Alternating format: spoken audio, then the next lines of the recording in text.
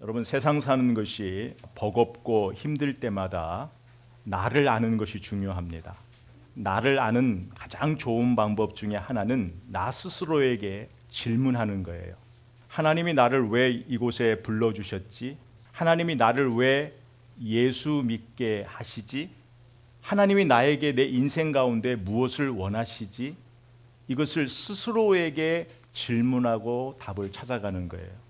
베드로가 누군지 다 아시잖아요. 자기의 삶을 위하여 고기를 잡는 어부였어요. 그런데 이 평범한 삶을 살아가고 있는 이 베드로에게 예수님이 찾아오셔서 베드로를 만나 주셨어요. 만나 주셔서 이제는 사람을 위한 어부로, 새 사람으로 우리 주님이 변화시켜 주셨어요. 베드로만이 아니에요. 누구나 예수를 믿으면 예수님이 나를 왜 부르셨고 나에게 원하시는 이 사명이 분명해져요. 저와 여러분이 예수를 믿는다라는 것은 하나님이 왜 나를 부르셨는가, 그리고 내가 이 땅을 살아가면서 해야 될 내 사명이 분명해요. 이게 분명하지 않으면 자꾸 여러분 스스로 이것을 질문해야 돼요. 답을 찾아가야 돼요. 오늘 이 말씀도 그냥 예수 안 믿는 사람들에게 주어지는 것이 아니에요. 오늘 말씀은 앞에서 계속 이어지고 있는 거예요. 예수를 통해서 구원받은 사람, 예수를 통해서 거듭난 사람, 예수를 통해서 새 사람이 된 사람들에게 요구하는 말씀이에요. 그래서 저와 여러분이 예수를 믿는다면 동일하게 우리들에게도 요구되어지는 말씀이 이제 오늘 말씀이에요. 여러분, 오늘 말씀 8절로 9절을 보면 마지막으로 말하노니, 이건 마지막으로 말한다라는 건 강조하고 있는 거예요. 우리가 앞에서부터 지금 계속 관계를 통한 하나님의 은혜를 살펴보고 있는데 그 관계를 통한 하나님의 은혜의 결론에 지금 도달하고 있다라는 말씀이에요. 그래서 너희가 다 마음을 같이하여 동정하고 형제를 사랑하며 불쌍히 여기며 겸손하며 악을 악으로 욕을 욕으로 갚지 말고 도리어 복을 빌라. 이를 위하여 너희가 부르심을 받았으니 이는 복을 이어받게 하려 하심이라. 이게 오늘 본문의 말씀인데, 여러분 오늘 이 말씀을 가만히 보면 내가 예수 믿는 사람이니까 이런 삶을 살아야지 동의를 하면서도 이 9절에 나와 있는 이 삶을 살기라는 것은 결코 쉽지 않다라는 것을 우리는 다 인정할 수밖에 없어요.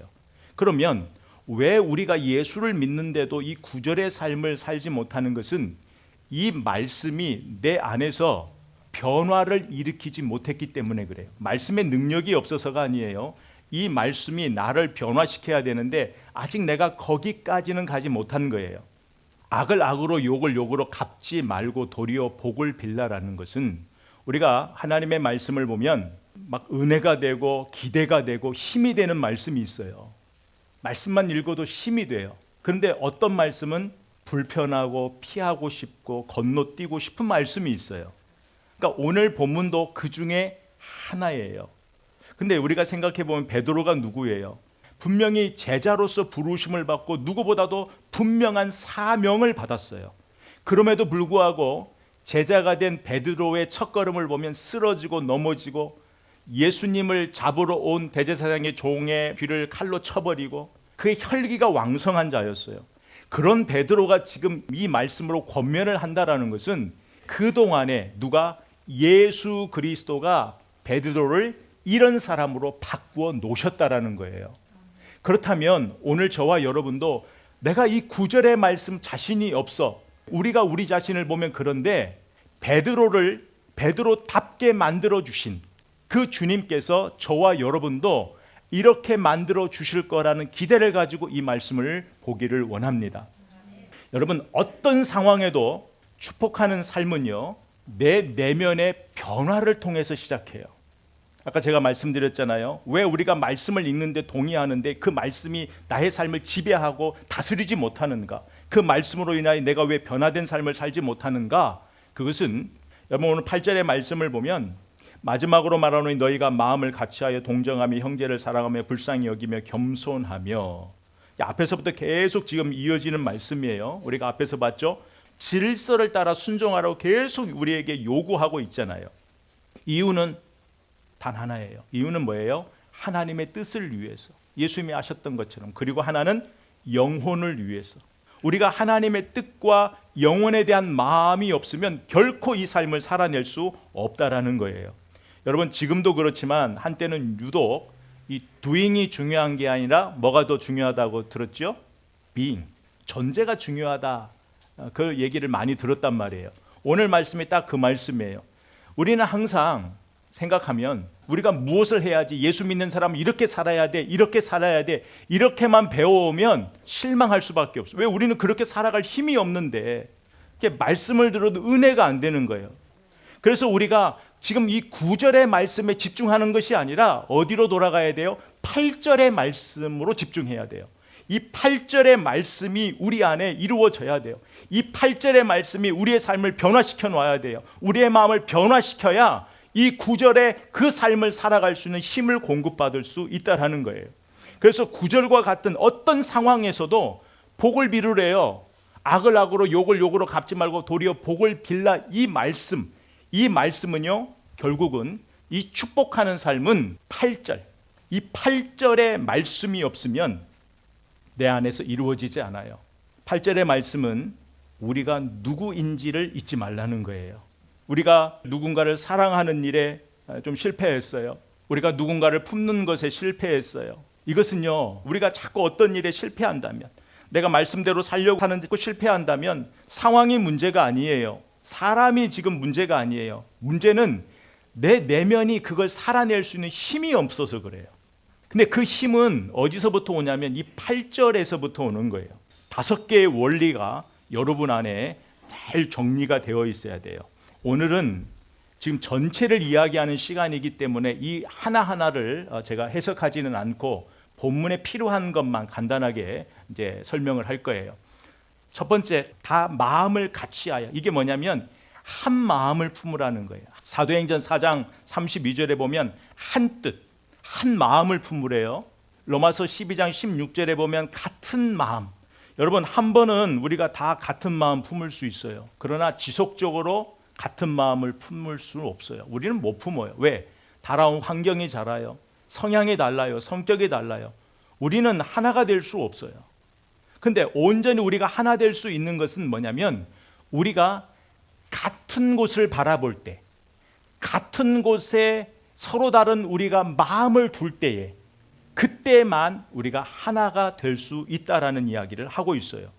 예수께 마음을 우리가 두고 예수를 바라볼 때 하나가 될 수 있어요. 머리 대신 예수 그리스도 안에서 우리가 각 지체임을 알 때에 우리가 하나 될 수 있는 거예요. 여러분, 또 하나는 뭐냐면 동정하며. 이 마음이 우리한테 있어야 돼. 이 동정이라는 것은 그냥 다른 사람을 안타깝게 여기는 마음이 아니에요.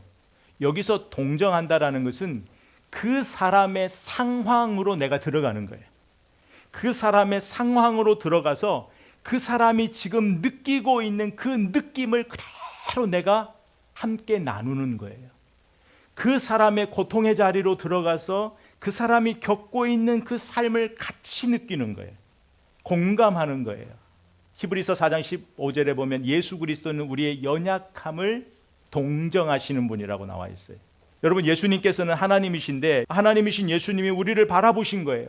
죄악 가운데 있는 우리를 바라본 거예요. 죄악으로 죽을 수밖에 없는 우리를 바라보신 거란 말이에요. 그러니까 하늘 보좌를 버리시고 어디로 오셨어요? 인간의 몸을 입고 우리가 있는 곳으로 오신 거예요. 우리 삶의 자리로 오신 거란 말이에요. 우리의 삶의 자리로 오셔서 인간의 몸을 입으셨기 때문에 죄의 유혹과도 싸우시고, 그래서 우리가 왜 넘어지고 쓰러지는지를 아신단 말이에요. 말씀대로 산다라는 것이 왜 어려운지를 친히 다 느끼셨단 말이에요.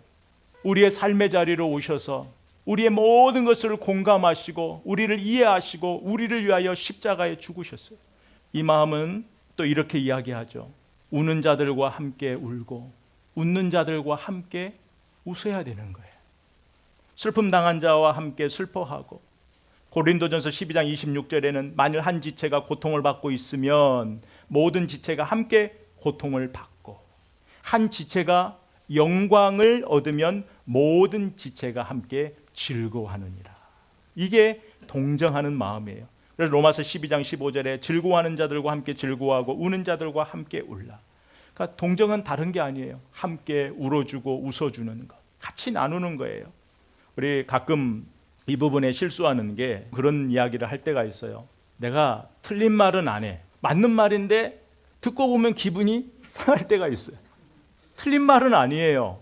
정말 나에게 필요한 얘기인데 듣다 보면 기분이 나쁠 때가 있어요. 특히 목사는 권면을 많이 하잖아요. 권면을 많이 하면 이게 맞는 말인데 이 상대방이 기분이 상할 때도 있어요. 그래서 저는 요 마음으로 스스로를 점검해요. 왜냐하면 이 동정의 마음이 없으면 그냥 지적밖에 되지 않아요. 판단하는 것밖에 되지 않아요. 근데 동정은 뭐예요? 그 사람의 마음을 함께 나누는 거예요. 그 사람의 아픔과 연약함을 함께 공감하면서 이야기해 주는 것. 이게 우리에게 필요하다라는 거예요.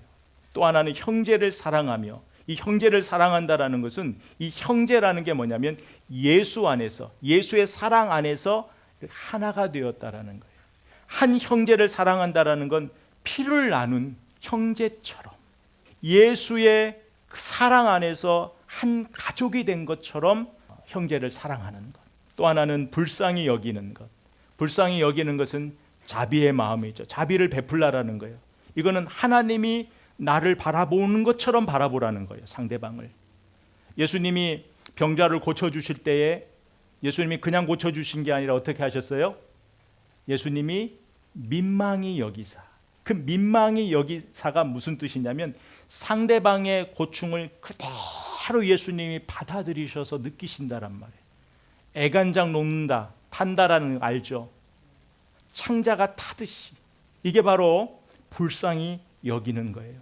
우리가 누군가를 불쌍히 여기는 마음은요, 주님이 나를 불쌍히 여기는 마음을 느끼지 않으면 우리는 그 누구도 불쌍히 여길 수가 없어요. 내가 주님으로부터 얼마나 불쌍히 여김을 받은 사람이라는 것을 알아야 그 깊이와 넓이만큼 상대방을 바라볼 수 있는 거예요. 또 겸손하라. 이 겸손이라는 것은 이것저것 따질 필요 없어요. 겸손은요. 다른 부분에서도 또 충분히 설명을 할 거예요. 이거는 오직 예수의 마음이에요. 그냥 예수의 마음 외에는 설명할 길이 없는 거예요. 그러니까 오늘은 지금 이 하나하나를 설명하려는 게 아니라 지금 전체 의미를 보고 있는 거니까 이 8절에서 이 모든 이 마음을 가지신 분이 누구예요? 예수 그리스도란 말이에요. 그 예수 그리스도. 그러면 이 마음을 가지신 예수 그리스도가 무엇을 하셨냔 말이에요. 영원 구원을 위해서 이 땅에 오셨단 말이에요. 이 마음으로 나를 왜 만나 주셨어요? 나를 구원해 주시기 위해서. 우리가 누구냐는 거예요. 우리가 누구입니까? 바로 예수님으로부터 이 은혜를 받은 사람이라는 거예요. 예수님으로 인하여 새롭게 된 사람이라는 거예요. 그러니까 8절은 예수의 마음이잖아요. 그러니까 이제는 우리가 예수를 믿는다라는 것은 너희 안에 이 마음이 있다라는 거예요. 이 씨가 너희 안에 뿌려졌다라는 거예요. 다만 자라지 못한 거예요. 열매를 맺지 못하고 있는 거예요. 저와 여러분이 예수를 믿는다라는 건 이 마음이 없는 게 아니에요. 이 예수의 씨가 우리 안에 뿌려져 있어요. 다만 성장하지 못하고 성숙하지 못하고 열매 맺지 못하기 때문에 그래요. 여러분 9절로 넘어가기 전에 9절의 삶을 어떻게 살 수 있을까를 대답하기 전에 8절이에요. 8절이 우리 안에 해결이 돼야 돼요. 내가 밖으로 드러나는 모든 외적 모습은요, 나의 내면의 모습이에요. 나의 내면의 모습이 결국 밖으로 나오는 거예요. 여러분 내 안에 있는 것과 밖에 있는 것이 다르면 그걸 뭐라고 해요? 우리가 위선이라 그러잖아요.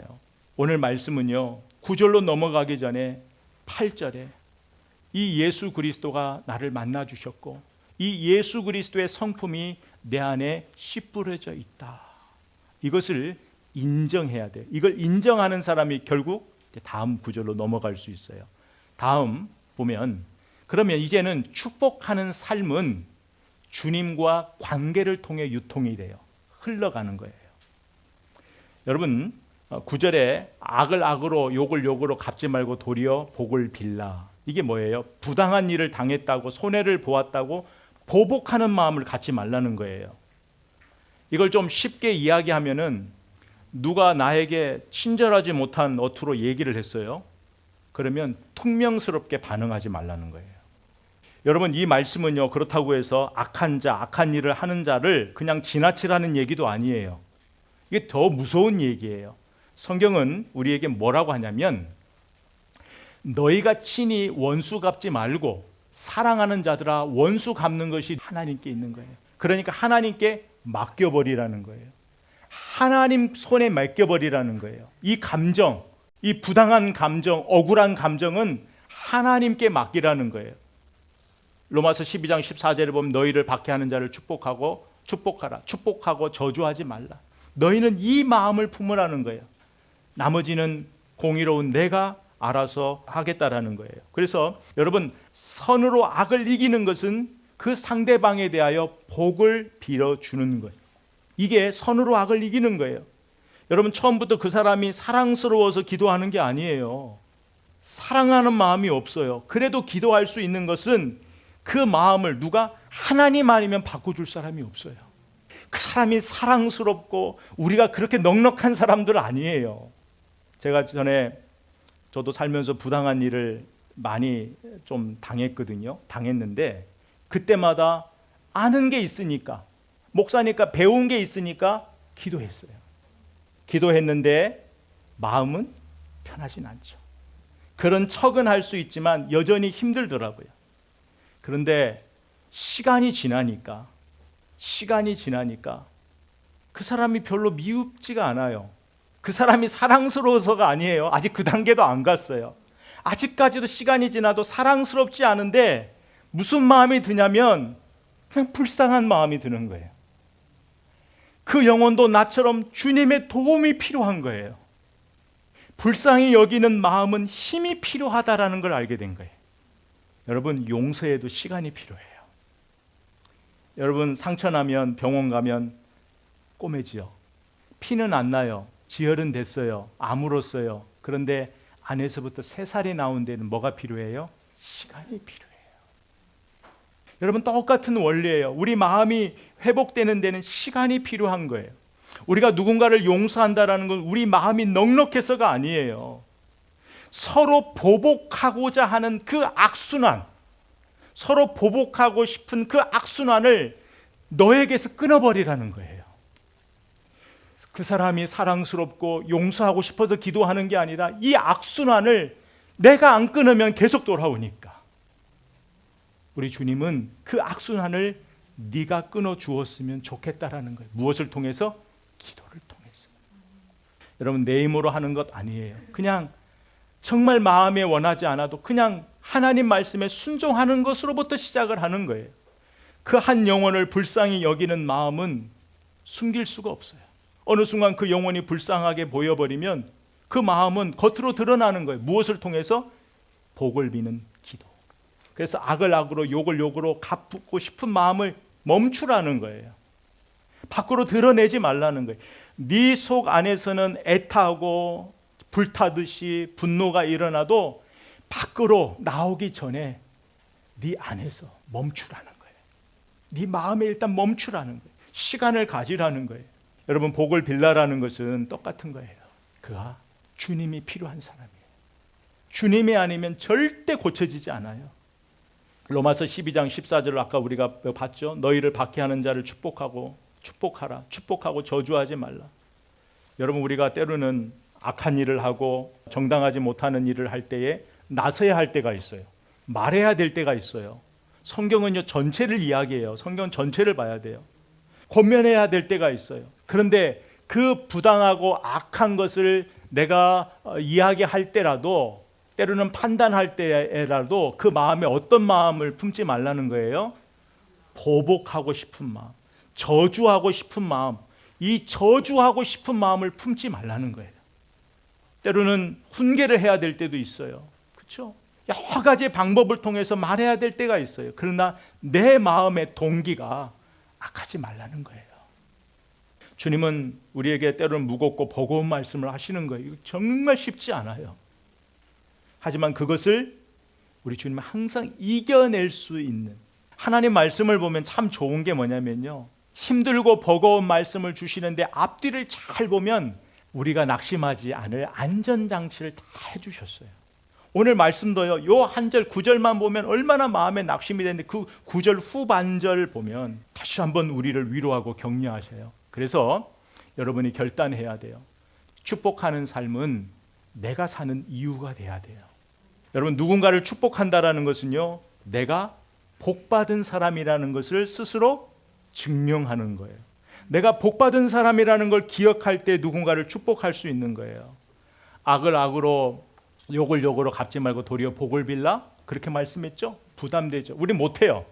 근데 주님이 그 뒤에 베드로를 통해 이를 위하여 너희가 부르심을 받았으니 이는 복을 이어받게 하려 하심이라. 아멘. 여러분, 이 말씀은요, 악을 악으로 욕을 욕으로 갚지 말고 우리가 한 번은 할 수 있지만 지속적으로 할 수가 없어요. 이건 우리가 살아낼 그런 삶이 아니란 말이에요. 아까 8절의 말씀 봤죠? 8절의 말씀이 우리 안에서 워킹할 때 8절에 그 우리가 봤던 그 5가지가 우리의 마음을 계속적으로 도전하고 붙잡아 줄 때, 그리고 9절 후반절에 있는 이 말씀, 이를 위하여 너희가 부르심을 받았으니 이는 복을 이어받게 하려 하십니다. 하나님의 약속의 말씀이에요. 여러분, 내가 복의 상속자라는 거예요. 복의 상속자, 복을 유통하는 사람, 흘러보내는 사람이라는 거예요. 여러분, 내 입술을 통해 선포되는 기도에 뭐가 있어요? 능력이 있다라는 거예요. 얼마나 놀라워요. 내가 하는 기도에 하나님이 능력이 임한다라는 거예요. 내가 저 사람에게 복을 빌어버리면 내 기도를 들으시고 하나님이 가서 공의로 판단하시든 그 사람을 불쌍히 여겨주시든 하나님의 손에 맡긴다라는 건 그거란 말이에요. 우리가 기도한다라는 건 이 기도를 통하여 일하시고 역사하시는 그 하나님을 신뢰하기 때문에 우리가 기도하는 거잖아요. 그래서 여러분의 입술로 나오는 이 기도, 이 선포되어지는 이 기도의 제목에는 반드시 능력이 있다라는 것을 알아야 돼요. 여러분, 축복은요, 복 받은 자가 내게 복 주신 자의 이름으로 복을 비는 게 축복이에요. 우리 한번 복에 대해서 한번 배웠어요. 예전에 복이 뭔지를. 그래서 우리가 우리 성도를 위하여 복을 빌어줄 때에는 축복하는 거예요. 그러나 내가 하나님께 구하는 복은 복이에요. 여러분, 용서하는 건 소극적인 거예요. 그러나 적극적인 용서는요, 그 사람을 위하여 기도하는 거예요. 하나님 아니면 어떻게 할 수 없는 것이 우리이니까. 저 사람도 동일하단 말이에요. 예수로 인하여 변화되지 않으면 내가 저 사람을 변화시킬 수가 없어요. 내가 믿는, 나를 변화시킨 예수님이 찾아가 주셔서 변화시켜야만이 이 싸움이 끝나는 거예요. 오히려 용서하고 복을 빌어주는 것은 나를 지키는 방법이에요. 상대방으로부터 나를 지키는 방법이란 말이죠. 그래서 여기 앞에 나와 있는, 스크린에 나와 있는 마태복음 5장 44절, 로마서 12장 14절, 마태복음 10장 12절, 여기에서 다 보면 기도하라는 거예요. 박해하는 자를 축복하라는 거예요. 집에 들어가면 평안하기를 빌라. 그 집이 이에 합당하면 너희 빈 평안이 거기 임할 것이고 만일 합당하지 않으면 그 평안이 너희에게 돌아올 거래요. 예수님이 제자들을 보내시면서 하셨던 말씀이에요. 하나님이 우리를 불러주셨는데 우리를 축복하는 자로 불러주셨다라는 거예요. 축복하는 삶은요, 우리가 축복받은 사람이라는 걸 증명하는 거예요. 그러니까 여러분의 삶에 누군가를 축복하는 기도가 없다면 내가 축복받은, 그 하나님으로부터 복받은 것을 내가 스스로 잊고 살고 있는 거예요. 우리가 8절 9절 말씀을 보았는데요, 이 9절이 안 될 때, 악을 악으로 욕을 욕으로 갚지 말고 도리어 복을 빌라, 이 9절의 말씀이 안 될 때가 있잖아요. 안 될 때는요, 낙심하지 말라는 말이에요. 낙심할 이유가 없단 말이에요. 다시 어디로 가면 돼요? 8절로 가야 돼요. 9절에 안 돼, 주저앉지 말고 다시 힘을 내서 8절로 가야 돼요. 8절의 마음이 확 우리 안에 충만할 때에 9절을 사는 게 아니에요. 8절의 말씀을 완전하게 살아야 9절을 사는 게 아니라 이게 같이 간단 말이에요. 쓰러지고 넘어지면 다시 어디로 가야 돼요? 8절의 말씀. 8절의 말씀에 가면 이렇게 나를 사랑한 누구를 만날 수 있어요? 예수 그리스도를 만날 수 있잖아요. 예수 그리스도가 나를 얼마나 기대하시고, 예수 그리스도가 나를 위하여 이 땅에 오시고, 나를 위하여 십자가에 죽으시고, 나의 모든 삶을 공감하시고, 지금도 나의 연약함을 이해하시고, 나의 실제적인 도움이 되시는 그 예수 그리스도. 그 예수 그리스도. 8절의 말씀에 들어가면은요, 나는 왜 못해가 아니라 내가 누구인지를 확인받는 거예요. 이 8절에 예수 그리스도가 나를 어떻게 사랑하셨는지, 나를 위해 무엇을 하여 주셨는지를 스스로 확인하라는 거예요. 그러면서 주님이 나를 복의 상속자로 불러주셨다는 거예요. 그래서 우리는 또다시 힘을 내서 주어진 삶에 9절에 또 한 번 도전하는 거예요. 쓰러지면 또 다시 8절로 가서 주님 만나는 거고, 이게 그리스도인의 삶이라는 거예요. 그래서 오늘 말씀 속에서 우리 하나 결단할 건요, 우리는 행함으로 복 받는 자가 아니에요. 마태복음 5장 복 공부할 때 우리 이미 배웠어요. 우리가 무엇을 해야 하나님으로부터 복 받는 자가 아니라 이미 받은 그 복을 통하여 그 삶을 살아내는 자예요. 이미 받은 복이 얼마나 커서 얼마나 큰지, 내가 받은 복이 무엇인지를 세상에 증명하고 내 옆에 있는 이웃에게 증명하는 것이 우리의 삶이지, 이미 우리는 복 받은 자로서 삶을 시작하는 거예요. 그래서 우리가 누군가를 축복할 수 있는 거예요. 그래서 오늘 말씀을 통해 여러분 관계를 잘 정리해요. 우리가 누군가를 사랑하고 누군가를 기도하고 누군가를 축복을 비는 것은 상대방을 바라보면 안 돼요. 상황 문제를 바라보는 게 아니라 내가 누구인가를 확인하는 거예요. 축복하는 기도는 내가 누구인가를 증명하는 거예요. 내가 어떤 복을 누리고 있는지를 알지 못하면 나눌 수가 없어요. 복을 나눌 수가 없어요. 기다려 줄 수가 없어요. 우리가 하나를 이루기 위해서는요, 누군가는 참아야 되는 역할이 있어요. 그 역할을 주님이 네가 먼저 감당해 줬으면 좋겠다라는, 그 역할을 네가 먼저 해줬으면 좋겠다라는 거예요.